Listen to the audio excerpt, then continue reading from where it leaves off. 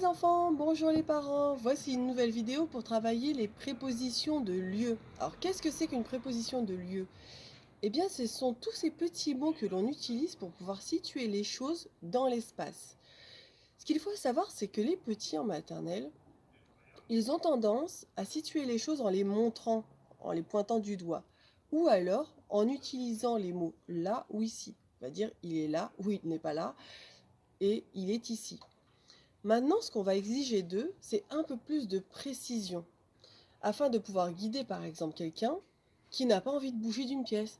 Par exemple, s'il cherche sa paire de chaussettes, on va lui dire ta paire de chaussettes est dans ton armoire. Voilà, par exemple. Ce qui facilite drôlement la chose, parce que il est ici ou il est là, ça manque de précision. Alors, voici les prépositions qui sont à travailler pour les petits, mais qu'on peut retravailler quand même avec les grands. C'est sur, Domi est sur la boîte. Sous, Domi est sous la boîte. Vous voyez, j'insiste bien sur la phrase, hein. On utilise bien l'objet est et puis par rapport au récipient. Donc ensuite ici, Domi est dans la boîte.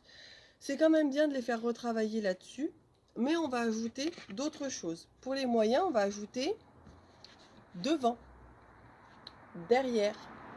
Vous comprendrez que pour les grands, il faut aussi travailler devant, derrière. Donc Domi est devant la boîte. Pourquoi? Parce qu'il cache le récipient. Et la Domi est derrière la boîte. C'est le récipient, la boîte, qui cache Domi.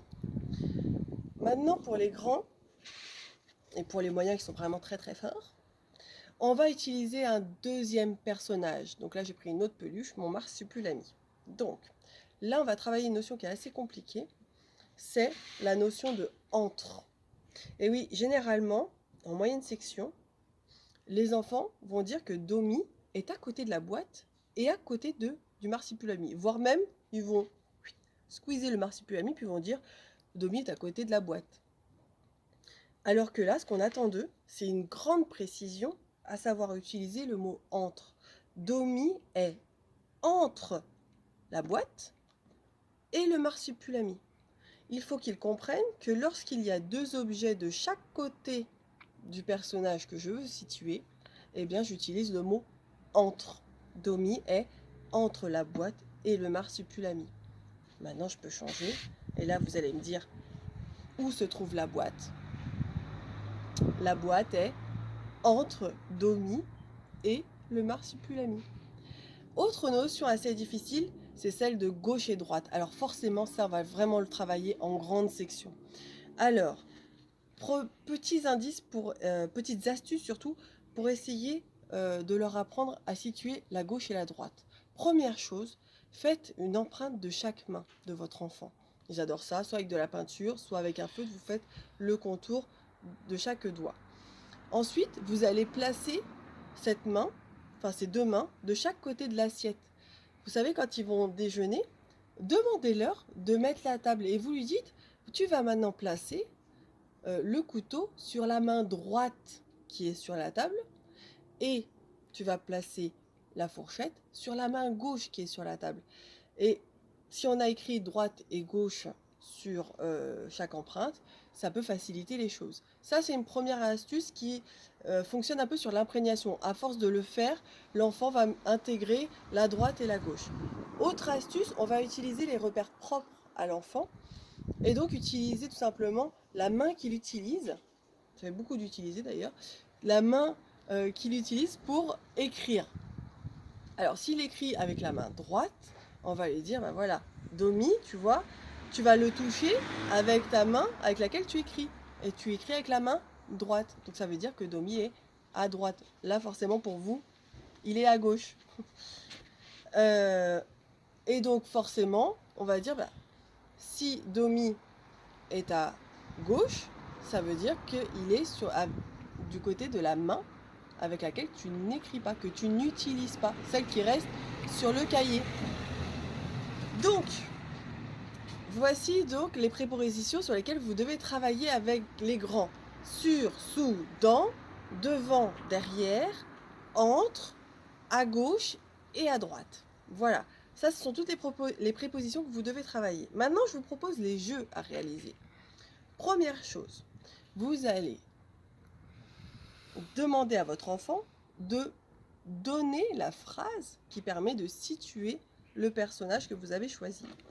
Donc, par exemple, si je mets mon Domi ici, je lui pose la question, où est Domi? Domi est dans la boîte. C'est ce qu'il doit répondre. Ça, c'est le premier jeu. Donc, on s'amuse avec les différents placements. Deuxième jeu, c'est l'inverse. C'est-à-dire que vous lui donnez le matériel et vous lui dites les phrases. Je veux que tu me places Domi devant la boîte.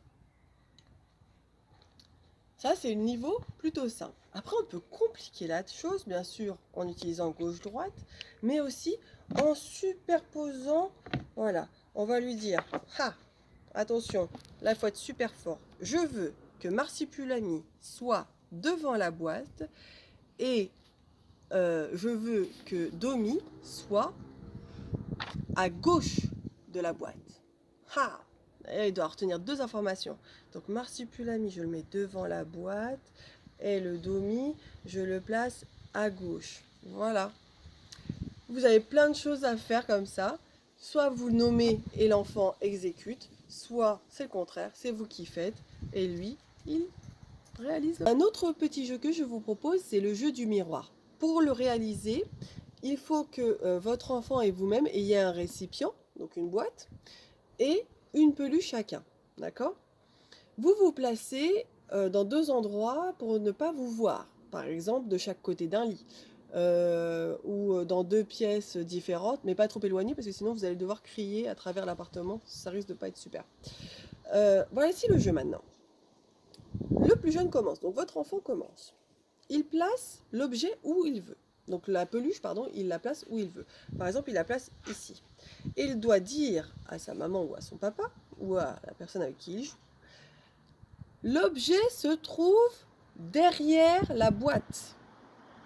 Une fois que c'est fait, l'autre personne qui y joue doit donc placer son objet, enfin sa peluche, derrière sa boîte à lui aussi. Et ensuite, on compare les deux positionnements. Si les deux sont bien positionnés, on a un point chacun. Celui qui s'est trompé ne gagne pas de point, celui qui a réussi gagne un point. Et on peut continuer comme ça sur toutes les prépositions. Voilà, ça vous fait donc 3 jeux à réaliser à partir des prépositions de lieu. Je vous souhaite de bien vous amuser et on se retrouve bientôt. Bye!